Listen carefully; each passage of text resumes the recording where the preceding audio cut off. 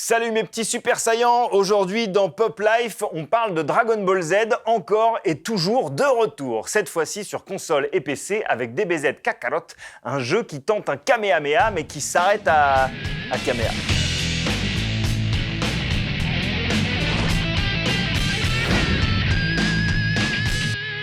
Dragon Ball, comme toute licence ultra populaire, est surexploitée. Une surexploitation dont la conséquence est simple, dans toutes les séries, films, jouets, jeux ou mangas Dragon Ball ces 20 dernières années, il y a vraiment à boire et à manger. Ces derniers temps, on restait, cela dit, sur une très bonne lancée avec le fantastique Dragon Ball FighterZ.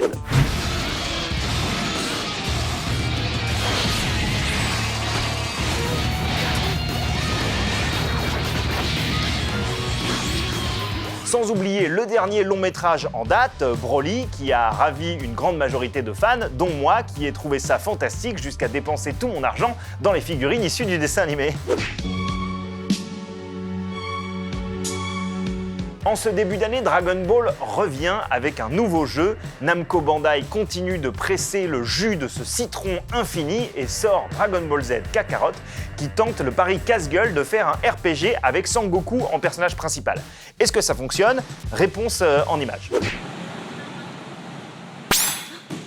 Bon, en vrai, Kakarot, c'est pas catastrophique non plus, mais il n'en reste pas moins un hybride qui a un peu de mal à trouver l'équilibre entre sa volonté de proposer une aventure libre et celle d'envoyer des combats opératiques. C'est un peu le cul entre deux chaises, en fait.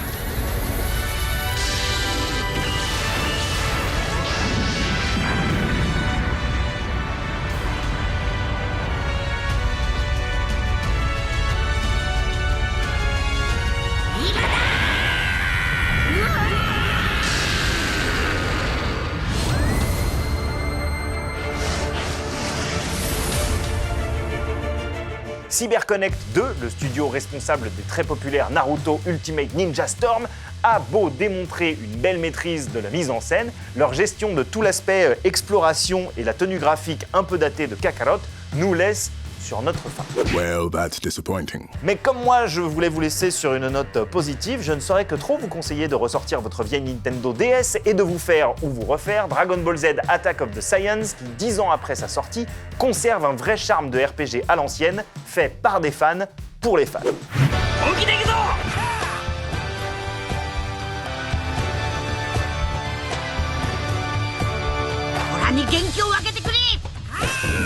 Dragon Ball Z Kakarot est dispo sur PS4, Xbox One et PC, c'est pas GG, mais si vous êtes fan et pas trop regardant sur les finitions, ça peut l'effectuer. Aujourd'hui dans le Rewind de Pop Life, préparez-vous pour une des histoires les plus zinzin de l'histoire de l'animation japonaise. Vous vous souvenez peut-être, à la fin de certains dessins animés, une voix off venait teaser ce qui nous attendait pour la suite. Pop Life était sur le point de s'achever, et Joe, n'écoutant que son courage, était sur le point de révéler une information étonnante issue de l'histoire de la pop culture. Allait-il y parvenir, alors qu'il ne lui restait qu'une minute de vidéo, et qu'il est en train de cramer 30 secondes pour faire cette blague? Bon, et bah au Japon, y a ça aussi. Donc le mec qui faisait la voix teaser des épisodes à venir de la série Ken le Survivant est une légende vivante, Shigeru Chiba. Il a doublé des personnages dans Mon voisin Totoro, One Piece, Dragon Ball Z et plein d'autres. Alors comme pour se fixer un défi, il a décidé qu'il allait monter en intensité à chaque épisode. Des épisodes de Ken le Survivant, il y en a 109. Hein. Donc voilà comment il sonnait au début de la série. ただ一人立ち向かうケンシロウにユリアの心の叫びは届くのか。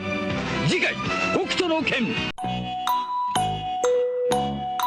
死神に怯える者よ、凛の熱き心の叫びを聞け。耐える学部の先生デューだ。すせまねえ男の少年が天地を揺るがす。 Oh, alors que l'avenir de la pop culture est en danger en France, Joe rassemble ses ultimes forces pour un combat sans merci contre ses pires ennemis, les fans de Michel Sardou. Un incendie est sur le point d'embraser les lacs du Connemara et c'est Joe qui tient l'allumette fatale. Rendez-vous demain dans Pop Life sur MC. On y croit encore que le jour viendra, il est tout près, où les Irlandais feront